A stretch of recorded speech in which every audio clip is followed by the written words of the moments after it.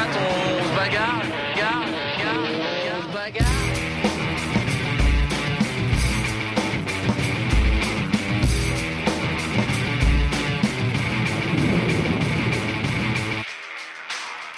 Bonjour à tous, toujours de l'espoir pour Armel Lecléache, Jean Lecam au milieu des plateformes pétrolières et Alessandro Di Benedetto en haut de son mât. Voilà le programme de ce journal du Vendée Globe. Mais on commence avec un nouveau point sur le classement et Armel Lecléache qui réussit à grappiller quelques milles au leader François Gabard. 117 000 entre les deux hommes au classement de 16 heures. Jean-Pierre Dick toujours troisième à 425 000, soit 265 000 de mieux qu'Alex Thompson. Plus loin, l'écart est infime entre Mike Golding qui a repris la cinquième place et Jean Lecam. C'est toujours très serré également entre Dominique Vavre, Javier Sanso et Arnaud Boissière. Aux trois dernières places, on trouve toujours Bertrand De Brock, Tanguy Delamotte et Alessandro Di Benedetto. François Gabard est donc toujours en tête dans ce sprint final vers les Sables d'Olonne. On parle d'une possible arrivée dans la nuit de samedi à dimanche, mais bien sûr tout cela est encore imprécis. À la chasse de massif, Armel Lecléache réduit légèrement l'écart. Réussira-t-il à revenir sur les talons de François Gabard? Le skipper de Banque Populaire conserve un espoir, mais il fait preuve également de lucidité, car le plus important, c'est tout de même de ne rien casser et de ramener le bateau aux Sables d'Olonne. C'est ce qu'il a expliqué à la vacation de ce midi. Normalement, François a commencé à ralentir un peu. Après, il va retoucher le vent aussi avant nous, normalement. Donc, on va espérer, en étant un peu plus dans l'ouest, avoir un peu plus de pression plus longtemps. C'est des espoirs, hein, c'est pas des certitudes. Puis derrière, dans le vent fort, sur enchère, je suis pas sûr qu'il y en aura parce que, à moins d'un problème vraiment technique sur un des deux bateaux, on va dire sur celui de François par exemple, parce que moi, si j'ai un problème technique, François il va pas s'arrêter pour m'attendre. Mais on va pas non plus faire n'importe quoi pour gagner des milles bêtement en flottant dans le rouge. Hein. On va essayer d'être prudent quand même sur cette fin de course. Jean-Pierre Dick s'accroche quant à lui à sa troisième place. Le skipper de Virbac-Paprec 3 reste très concentré. Il essaie de ne pas penser à l'arrivée pour ne pas commettre l'erreur fatale. J'essaie de continuer à me concentrer sur la course parce que on n'est pas pousser le fondre là maintenant. Rester concentré sur les petits gestes.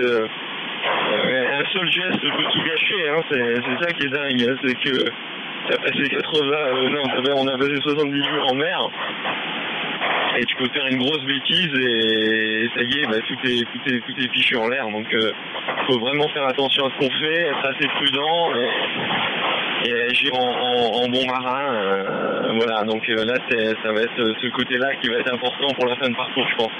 La remontée de l'Atlantique est toujours aussi compliquée pour les poursuivants qui naviguent dans des mers agitées avec des vents très variables. Des conditions exécrables pour reprendre les mots de Jean Lecam. Le skipper de Sinerciel revient à sa manière sur ces derniers jours très difficiles. Là, l'adjudant, j'aime bien quand ça fait mal. Il nous a envoyé 4 jours dans des endroits terribles. On a passé 4 jours d'enfer avec Sinerciel, avec le bateau. Et il nous a obligés à aller du côté de Rio, longer la côte avec les courants, avec une mer pas possible. Et merci adjudant-chef, j'aime bien quand ça fait mal. J'espère qu'il nous a pas fait encore des surprises pour le futur. Allez, bonne journée à tous, ciao. Jean Lecam qui croise toutes sortes de bateaux, mais aussi des plateformes pétrolières qui ne sont pas indiquées sur les cartes. Il s'agit de véritables villes installées sur l'océan. Le skipper de Sinerciel nous montre ça en images.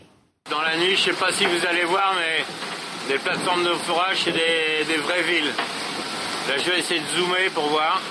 Je ne sais pas si vous voyez, mais c'est quand même... c'est pas rien, quoi. Le modèle Mont-Saint-Michel.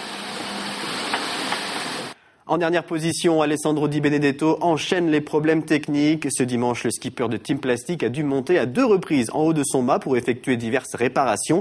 Lors de sa première ascension, le navigateur franco-italien avait la caméra au point et nous fait profiter de ce moment toujours spectaculaire. Tête de mât, je viens de terminer de mettre en place les 2 drisses, toutes les 2 drisses, la drisse de tête et la drisse de cavelage. Et là, il n'y a pas d'autres dégâts, les choses semblent en place ici en haut. go, go, go, go! Wouh!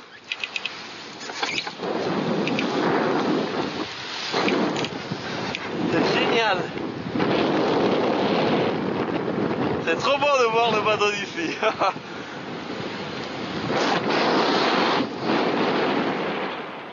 Et la malchance a continué de s'abattre sur Alessandro après ses 2 ascensions et alors qu'il était en train de se reposer, son bateau s'est couché. Il est alors sorti pour remettre en place plusieurs choses. Une autre vague a secoué le bateau. Le skipper a reçu l'écoute de grand voile sur le côté droit du visage et est retombé sur le thorax.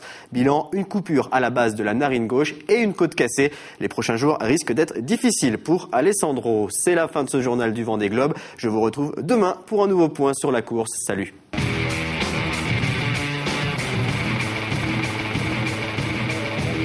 24 heures sur 24, on se bagarre.